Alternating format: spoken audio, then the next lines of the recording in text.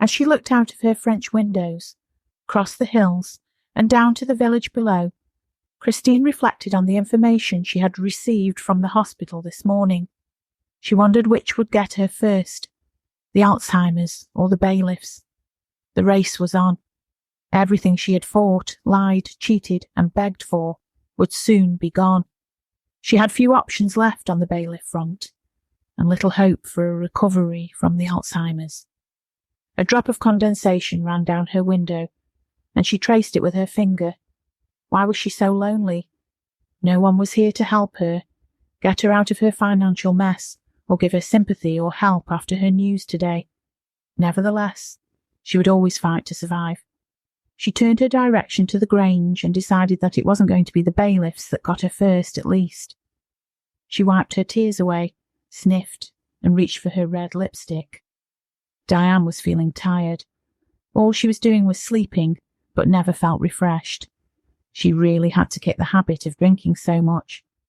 She lay in bed, with her eyes closed, but awake. She squinted through her eyelids towards the window and realised it was daytime, as there was a faint light coming through her curtains.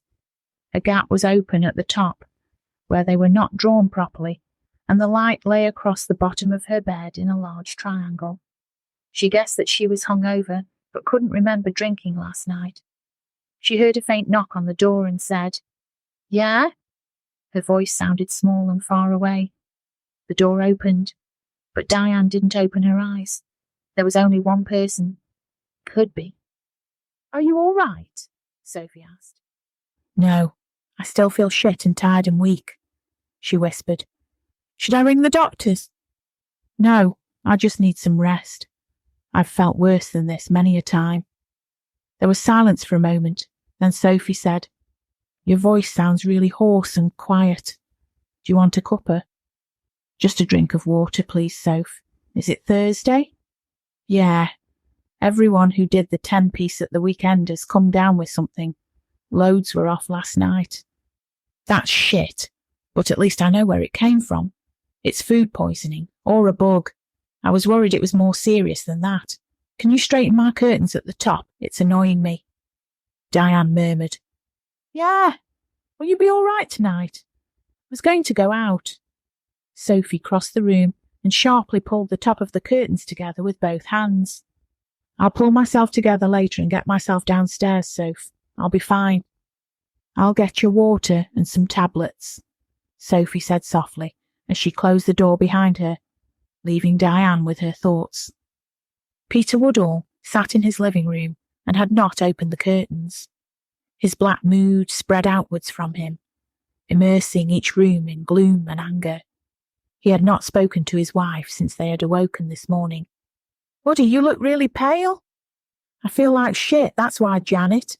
You don't have to be bloody Sherlock Holmes to work that out," Woody snapped back at her. "I'm just saying. Maybe you should get some fresh air, have a walk or something." "Have a walk outside in the cold grey morning when I feel like this. I'm ill. You're not very bright, are you? I don't feel like it, and I'm not doing it.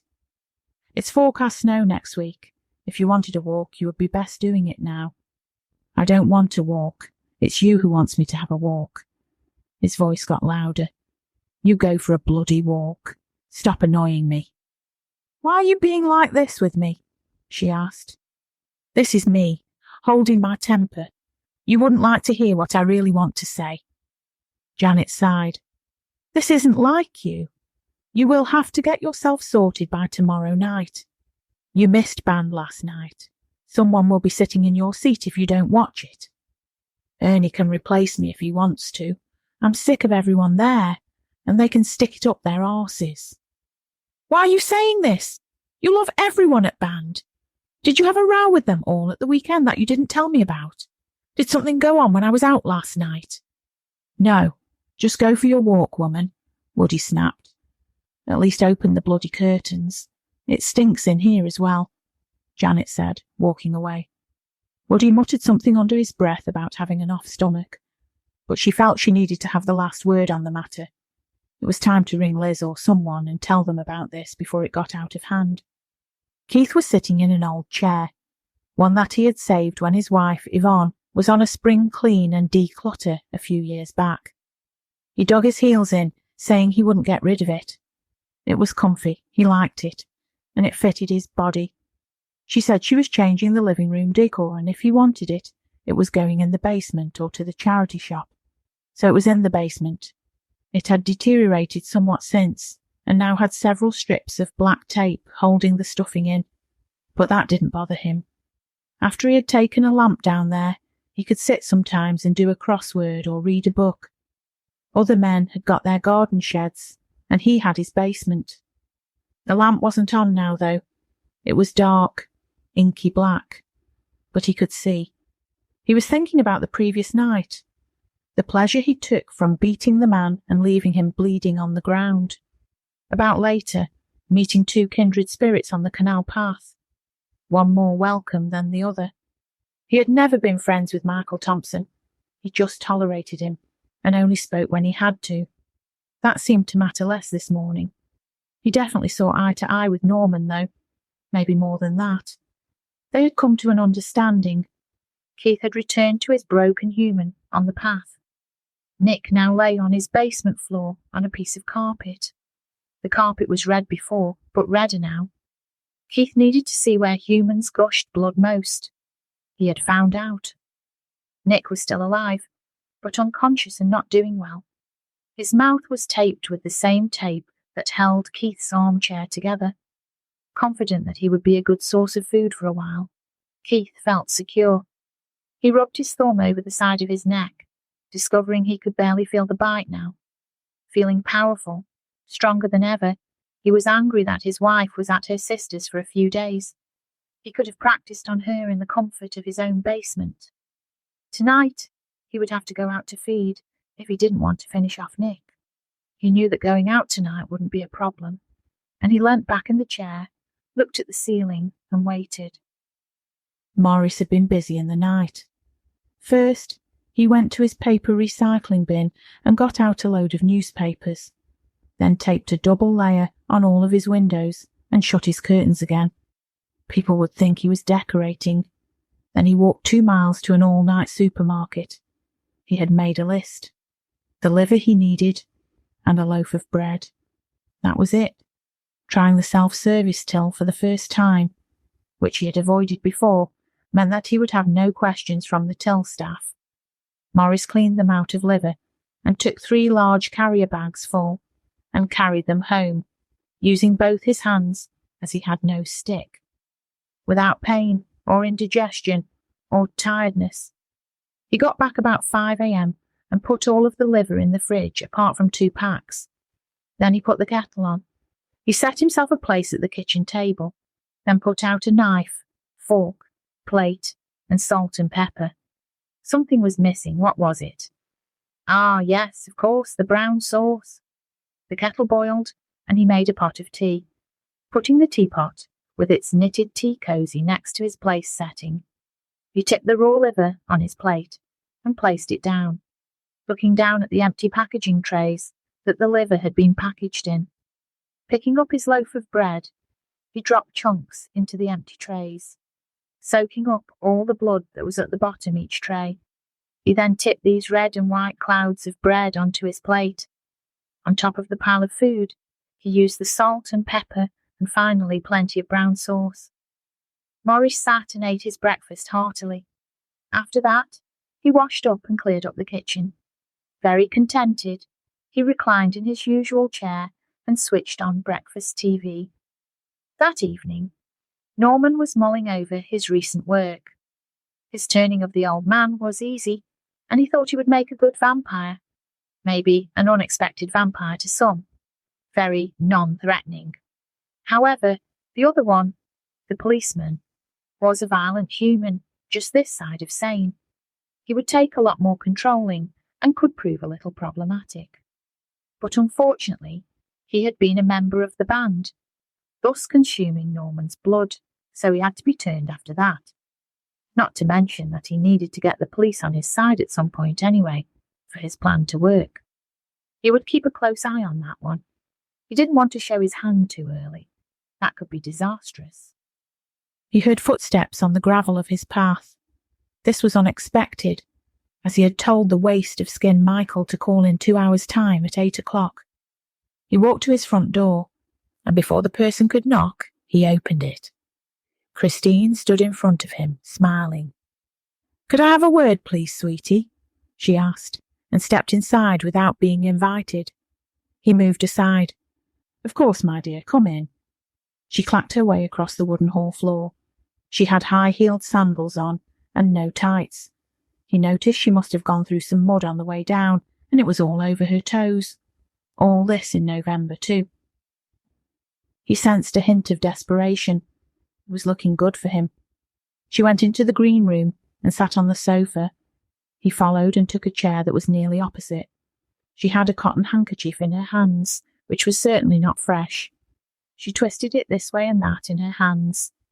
"Would you like a drink, Christine?" "No, thank you, Norman." She twisted the handkerchief again. "I was wondering if you wanted to go into partnership with me. I can see we are alike. You have obviously done well for yourself, and we are both business people. I have a few ideas, lots of contacts, and a superb business opportunity that just requires a little bit of capital to get off the ground." "Yes? What business opportunity?" "We will save that for another day, sweetie. You know you can trust me, don't you?" "Oh, Christine, I have heard many things about you. People talk. People at the party, for instance. People who work here. People in the bank. One thing I have heard from all of them is that I should never trust you." She opened her mouth to speak, changed her mind and closed it again, then opened and closed again, like a fish trying to breathe. "You need to start again if you want my help." "It's hard to know where to start." "We are perfectly alone. You can be open and honest with me." "All right. In recent times, my affairs haven't quite been in order, and it has led me to get in a bit of trouble money-wise. Chrissy can't afford champagne anymore. Or Prosecco, from what I hear," he interjected. "Well, yes, and then other things have happened, and I need help." "Would this other thing be that you have been given, shall we say, a long death sentence?" She looked back at him, and he saw her eyes begin to fill with tears. "How did you know? No one knows. That postman throws his letters into anyone's postbox willy-nilly." "No, it was not from a letter, I can assure you. I sense it. Surely you have wondered about me. I know you watch my house and my comings and goings.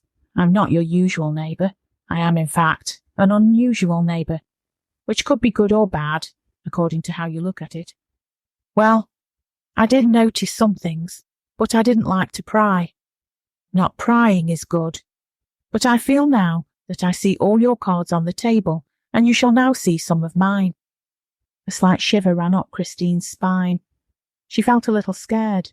In fact, her animal instinct was saying, make an excuse, say you have made a mistake, run home, lock the door, and hide under the duvet. "Norman, I think I should go now. I'm getting rather tired, and it's been a long day," she shakily said. "Nonsense, my dear. You came here for help. I will help you."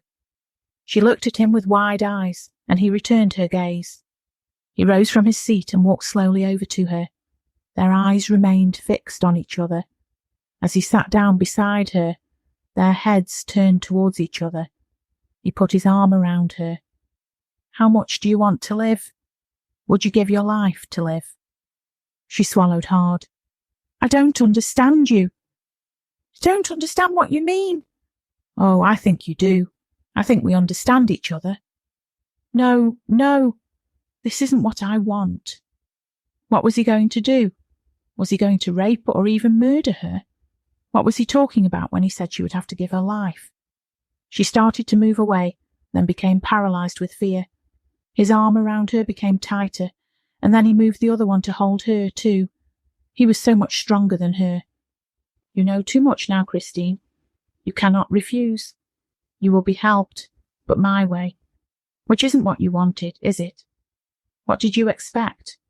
Who do you think you are? You are nothing." She looked up at him.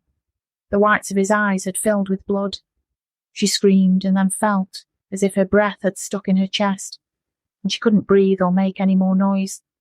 He roughly pulled her head to one side and bit hard into her neck. Michael, I told you my guts are off. Why have we got to come here? Stephen, I have got a little extra job now with Mr. Morgan, and he might have a bit of work for you, so has asked that I bring you. I don't want another job. I've got enough with the one I've got and banned. Michael turned towards him and stopped him in his tracks. What if this job made you irresistible to women? I wouldn't mind that, but he can't promise that. That will never happen, and you are daft if you believe that line. It can happen, and it has happened. To me already. Who have you got off with, then? A gentleman never tells, Stephen. Remember that, but she can't get enough of me. What's the job? I don't know, but as my job is to do as he says, and he said, bring you to him, then I won't be doing my job if I don't bring you to your job, will I? You're talking double Dutch now. That may well be so, but it will all become clear when we get there, because Mr. Morgan is very good at expressing himself, and you will be very certain of your job then, lad. Fair enough, then. They carried on down the path, then through the gates and up the gravel drive in silence. It was freezing, and Stephen thought he would be glad to get into the warm. They rang the bell and heard clattery footsteps coming closer, which they could tell weren't Norman's. The door opened, and a large lady opened it. She looked flushed and was giggling. Maybe she even looked a little tiddly.